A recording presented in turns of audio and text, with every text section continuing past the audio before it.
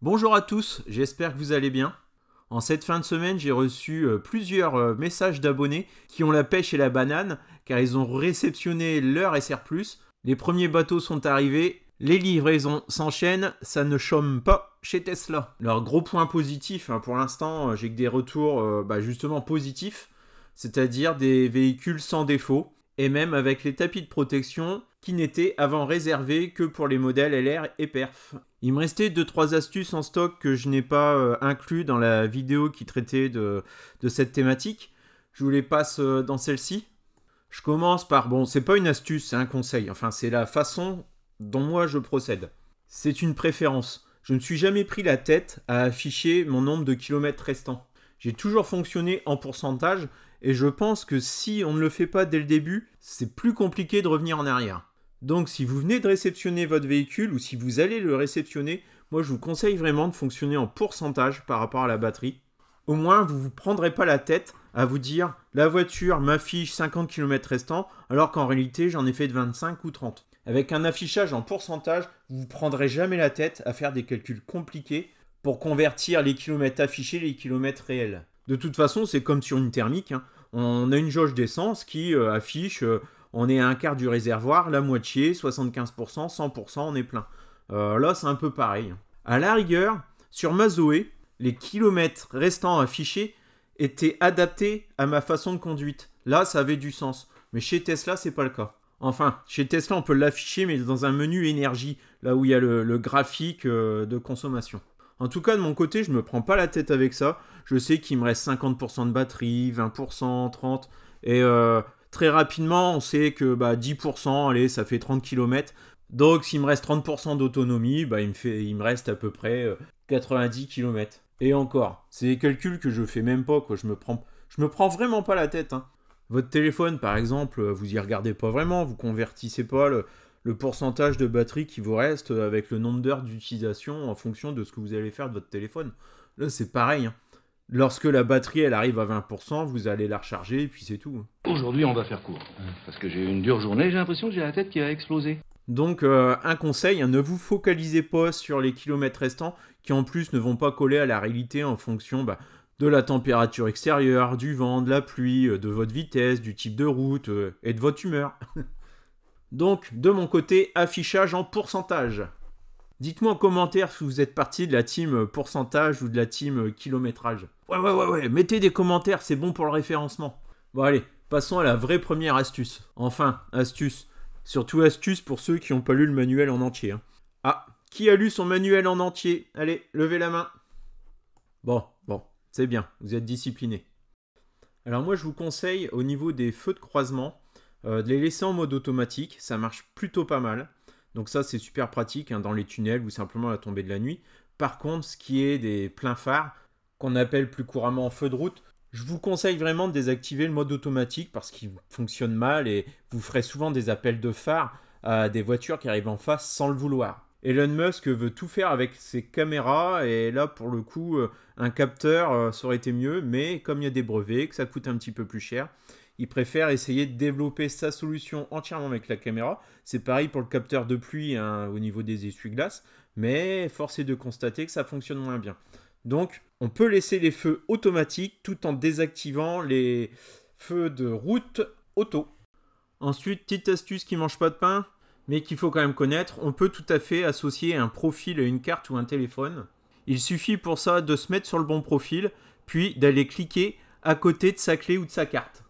Ainsi, le profil sera automatiquement exécuté en fonction de la personne qui conduit le véhicule si une association de la carte ou du téléphone a été faite avec un profil. Si ce n'est pas le cas, c'est simplement le dernier profil utilisé qui sera mis par défaut. Ça paraît con, mais ça honnêtement j'ai découvert pas mal de temps après. Ensuite, autre astuce, enfin c'est pas vraiment une astuce, enfin si c'est une astuce et c'est du vécu. Alors malheureusement, j'ai tourné la vidéo il y a 15 jours, j'ai vu qu'entre temps... France Électrique avait abordé le sujet. Bon, du coup, je suis pas prums, mais comme j'ai eu un super assistant, je vous le publie quand même. Alors, c'est lié à l'alarme de la Tesla.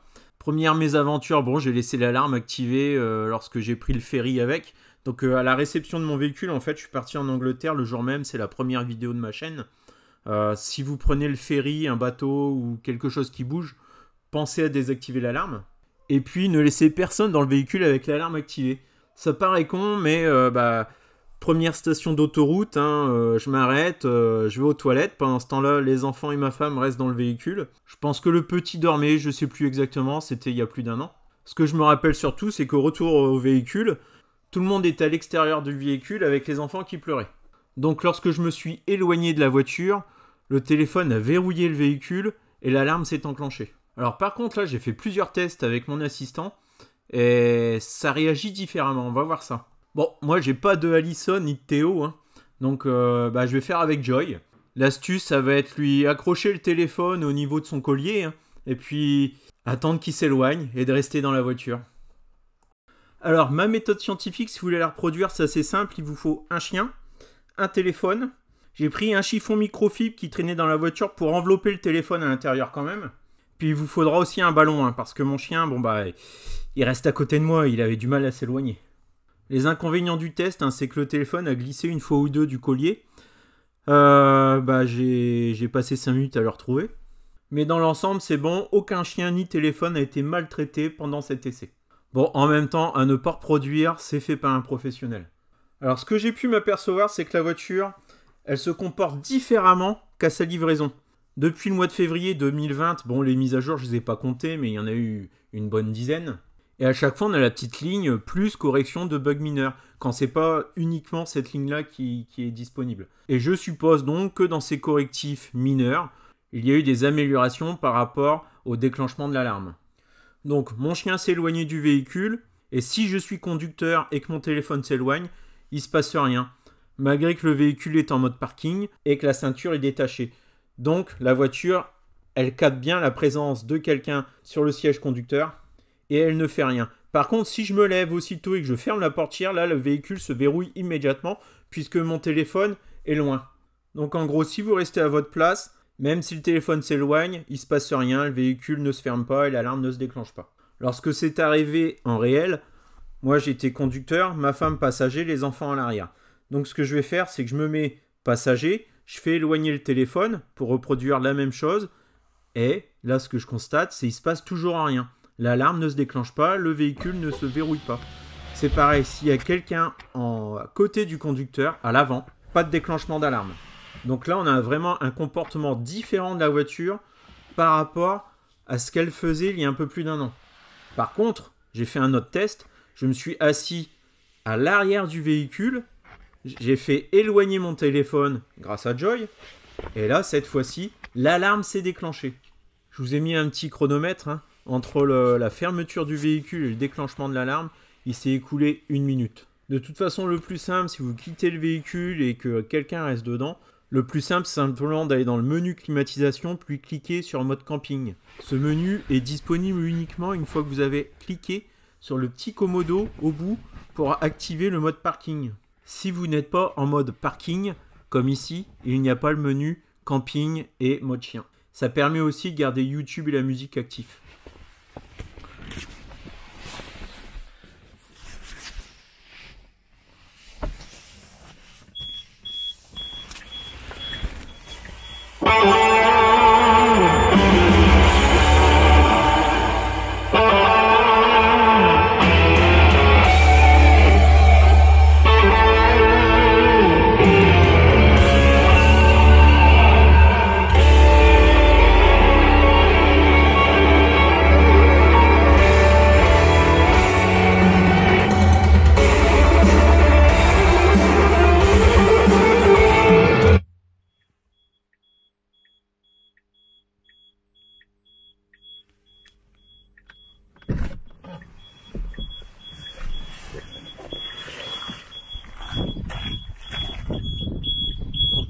Bon, voilà pour la petite démo. Lorsqu'on est à l'intérieur, le son il est vraiment à fond.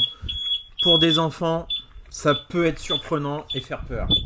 Si vous avez également une mamie au cœur fragile, c'est à éviter également. Laissez pas mamie tout seul à l'arrière. Allez, je vous souhaite un bon dimanche, un bon lundi de Pentecôte, et à bientôt dans une prochaine vidéo. Ah si, j'allais oublier rapidement, j'ai juste changé le nom de la chaîne. Souvent on me dit le nom il est vraiment trop long, surtout lorsque je commente un live. On me fait tout le temps la remarque. Donc voilà, j'ai fait quelque chose de plus condensé. Ok, je me suis pas trop cassé la tête dans le nom, mais tout ce qui me plaisait est déjà pris.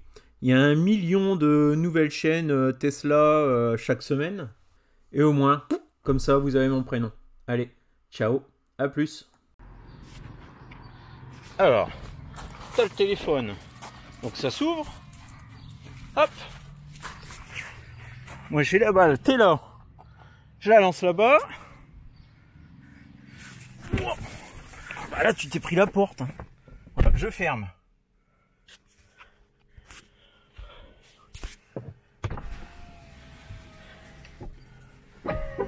Voilà, ah bah tiens, hop.